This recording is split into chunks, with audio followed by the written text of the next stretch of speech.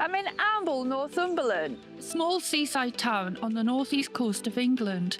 Also happens to be the place where I was born. It was once a thriving port that not only had a large fishing community, it was also a major exporter of coal from the surrounding collieries. This stands as a proud testament to the town's industrial past. And we're researching the old railway line. As you can see from the picture that we've got, I'm standing directly where the railway line came up through the town. These side-by-side maps will give you some idea of where I'm standing. Left, circa 1885, and 2024 is on the right. Read off what Wikipedia say about this. It was built in 1849 by the York, Newcastle and Berwick Railway to carry coal from the local collieries to Amble's Warkworth Harbour. The line was finally completely opened to passengers in 1879.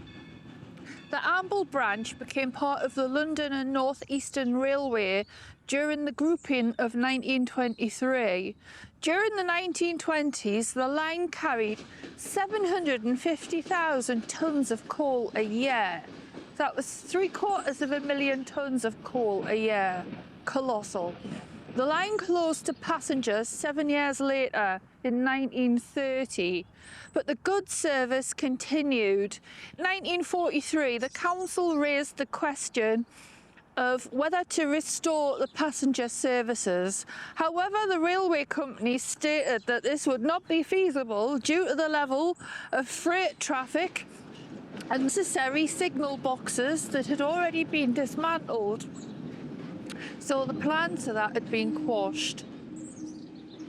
The line became part of the northeastern region of British Railways. That was in 1948. And then in 1964, the goods service was withdrawn and the line closed completely in 1969. Came sweeping up this way, past these houses, which is called Lindisfarne Road, and it came up to a great big bridge here, which was called Marks Bridge. Go over the top of it, and it was quite a steep hump that the traffic had to drive over. The railway line is completely gone, but we're just interested in the scars that have been left behind, and we're trying to make a picture of where everything used to be. And with the population of Amble growing, there's now a small housing estate, just where you can see there where the railway line used to be. We're going to have a wander through it in a moment.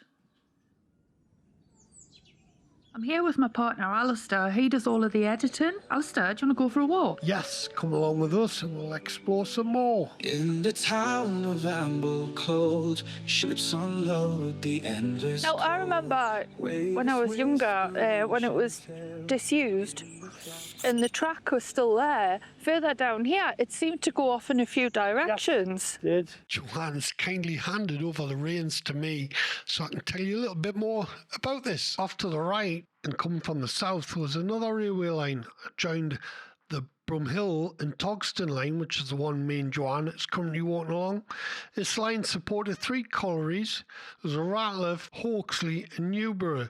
So all the lines together all headed towards the Harbour Staithes, where the coal was unloaded and then shipped around the world. I will explain more about this line later on. We're now in the middle of the estate. It's called Strafford Court. It was built in 1979 on the derelict area of the old railway line, basically to accommodate Amble's growing population. Coming out of the estate now, right here there used to be a bridge not far from where the Station Hotel was, which is now known as the Fourways.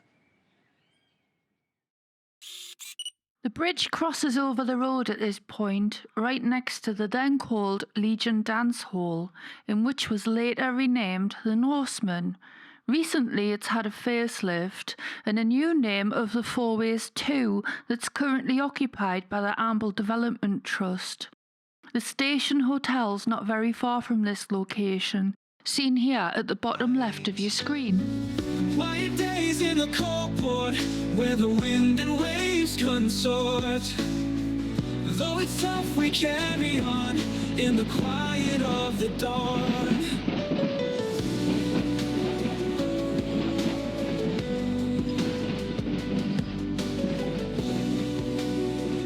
We're now crossing over the road at the exact point where the bridge once was, following the route of the old railway line heading towards Amble Harbour.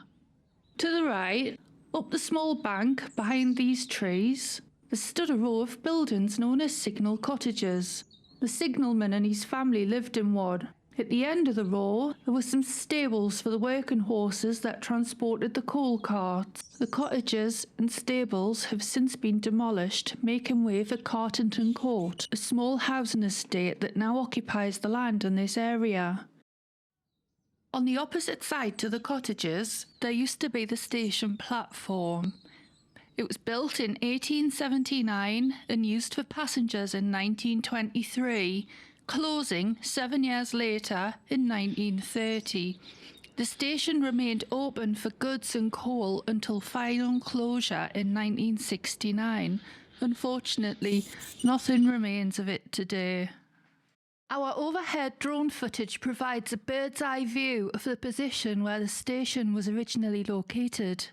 The perspective captured showcases the precise placement of the station within its surroundings, offering a unique and detailed look at its former site.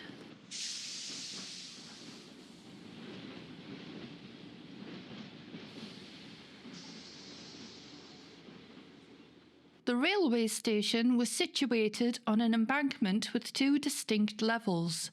The upper level housed the station itself, shown here on the left, while the lower level, to the right of your screen, was home to a family of rail workers, providing a unique living arrangement. Now moving on towards the direction of the Harbour Inn pub. Just beside the Harbour Inn, there was another iron bridge that crossed over the road at this point, which was joined to the Harbour Staithes, where the coal was unloaded and put onto ships ready for exporting around the world. Even though the coal industry has since disappeared, there is still a hive of commercial activity in this area. Despite the coal industry's decline, the area buzzes with commercial activity. There is a small fleet of fishing boats that delivers fresh catches to local shops and cafes. Plus, there is a weekend outdoor market that draws bargain hunters, giving Amble's economy a much-needed boost.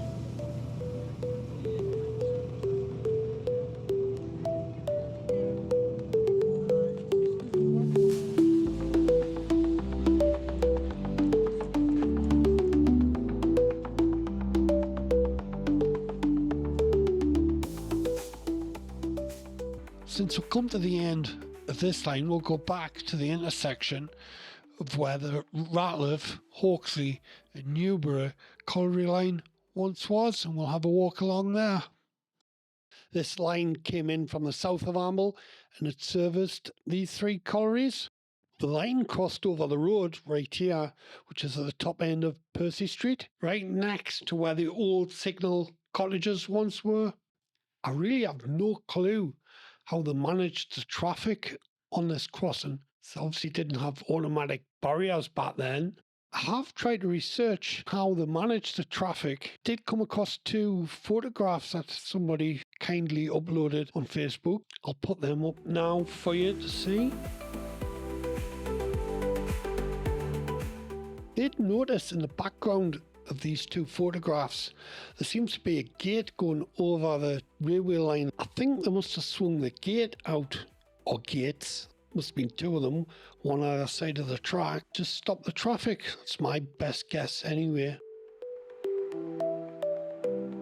Okay, come with us and we'll have a walk along this route. Obviously we're not going to walk right along it to the very end, because the collieries are roughly about 3 to 5 miles away from Amble, so we are getting on a bit, so I don't think we'll be walking that distance today.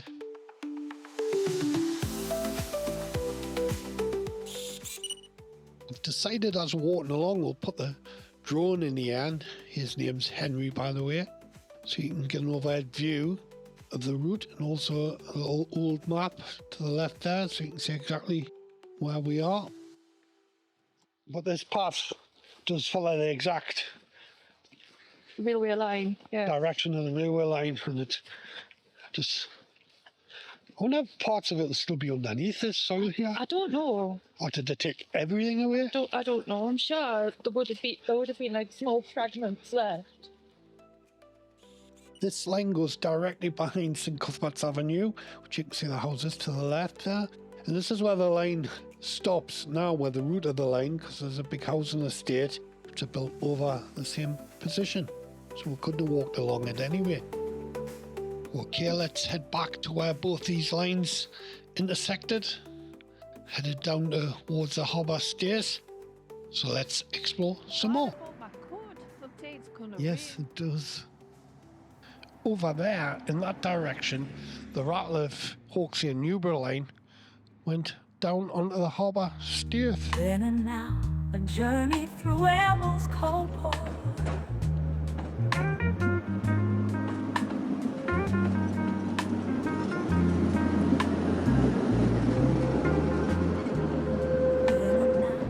Our journey following the route of this line is also near its final destination. To reach the other Harbour Staithes, it first has to cross another bridge, which is shown here. The echoes of the past still sound in whispers where the docks were found. Right, we're walking up to where the Every stone bridge was that crossed over the main road to the Staithes on the actual harbour front, which was just straight over, as a crow flies, straight over there. through the fog of memories, ash and sweat and portside breeze, time's relentless symphonies. The harbour village now replaces where the Staithes once stood. Here you'll find the Northumberland Seafood Centre, the Boathouse Restaurant, and 15 retail shops that they call pods.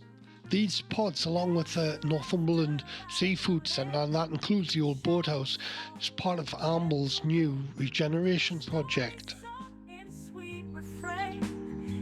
Council's kindly put an information board up for it. Yeah, it's really interesting actually.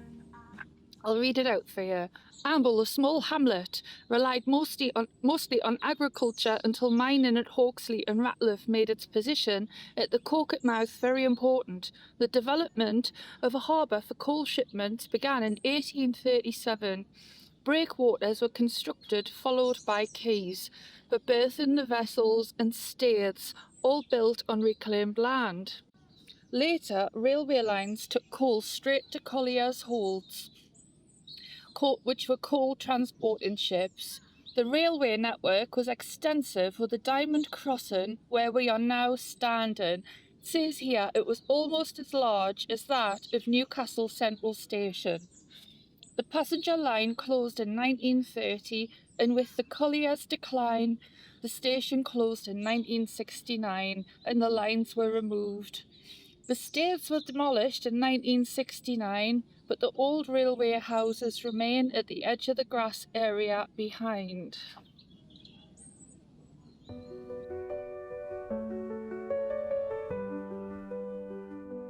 In the town of Amble cold, ships unload the endless coal. Waves whisper ancient tales in the dark where dreams set sail. Miners work from dawn to dusk, dusty hands and grit and trust. Lanterns glow in fading light, hope and sweat through endless night. Quiet days in the cold port, where the wind and waves consort. Though it's tough, we carry on in the quiet of the dawn.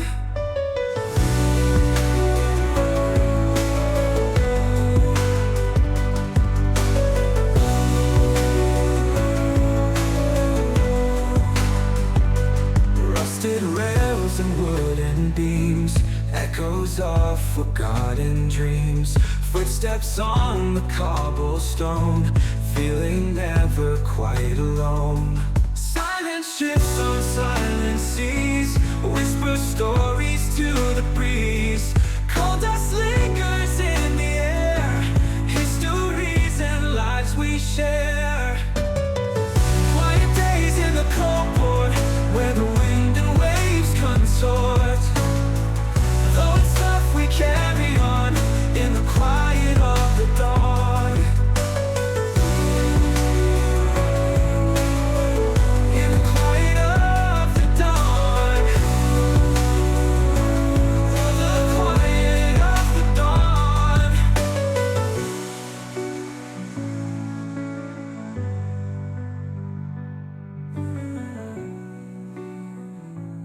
My dad has kindly, on camera, agreed to share his cherished memories of the Amble coal lines.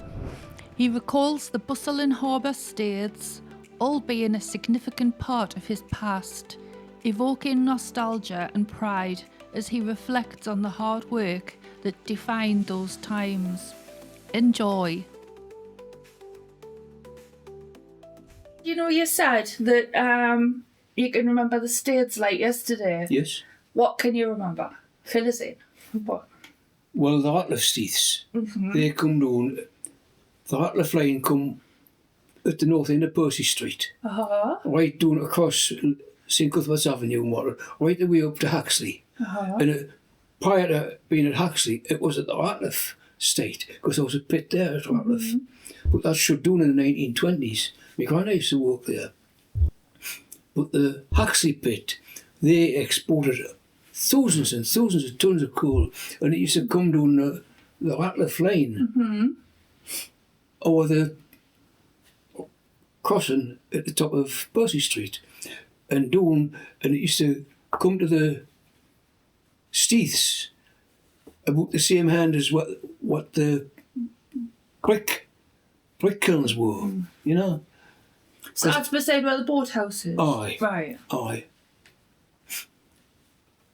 The Bromhill line, it used to come from Bromhill, down Islanders Farm Road, Oh, right. and down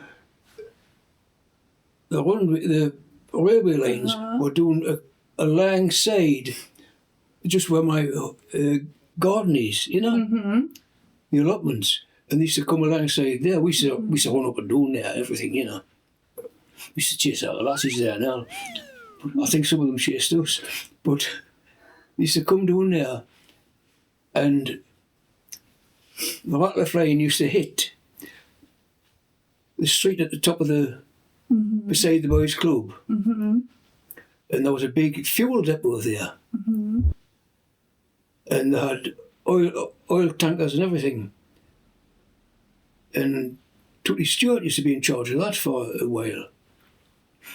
But it used to come down, and there was several bridges. We used to call them the iron bridges. Yeah. Crossing. St Terrace Aye.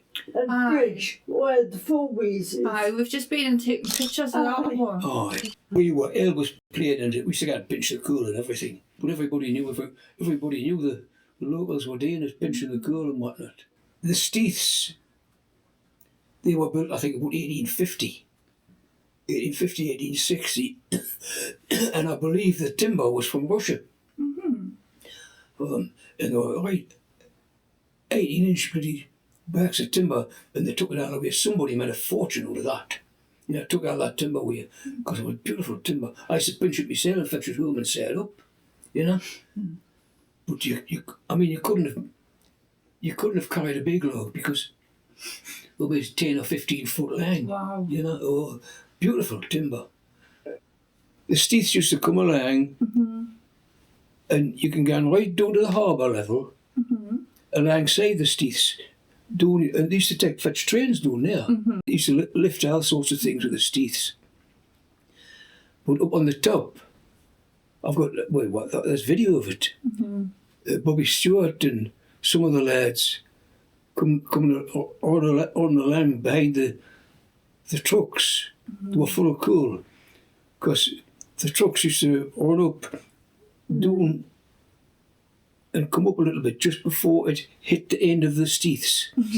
And they used to stop the coal wagons and lower the way up in the opening on the bottom of the coal wagons to let the coal run out, because there was chutes down there, and the chutes were directed away to the ships where they were getting put into the hulls of the ships. Derek Coulson's granda, Bob Coulson, and there was a few others, the coal trimmers. And when the coal was coming down, we used to go down and watch it. We were black as hats. It was in your nose and everything. And we didn't care. But Bob Coulson and them, when the coal was coming into the ships, it wasn't going down evenly. So the trimmers had to even the coal up so that it didn't give a list to what was in it, because that would sink a ship, that, if the weight wasn't one side or the other. And they used to trim the coal, and they used to, like that, shoulder the coal. And you used to lose sight of them. They were doing in the hole. And the coal built up right over the top of the hole. You couldn't see them either. And there's people doing there, you think they was suffocate. And then 5 minutes later, you see little holes start. And God, how scary. aye, but... Was there once the train came off? Oh, aye, there's a train Really? went off. I went off the end. Aye. Because it was right high up. Yeah. Oh, we used to jump off the top. We used to jump off the top into the harbour. The lads, me and Sharky Stewart and Hughie Barkley, and them lads, we used to jump off the top. Because I've got, where I had, film of it. The train's coming up from the harbour all the way up, past where the schooner is, because they used to have a railway crossing there. And we used to call it the Diamond Crossing. Yes, on where the horseshoe is. Aye. Now, I've been reading about that, and it said it was about the same size as the one they've got at Central Station at Newcastle. It said it was that big. So where did all the rail tracks go? Did you ever know? Somebody made a fortune out of it. We used to go and picking brambles up the lane, both lanes. And when the engine come past, we used to hide in the bushes. But I mean, they didn't give a shit if you were there or not. You know, Bill Henschel and whatnot. They couldn't give a damn if you were there. It was good fun, like, you know. I remember Mark's Bridge, because we used to go bramble picking up there, didn't we? I'm Mark's Bridge, aye. Well, that's very good. Thank you very much, Dad. Hello. Well, we've come to the end of the video. We've really enjoyed it, and I hope you have. And we'll see you on the next one. Bye!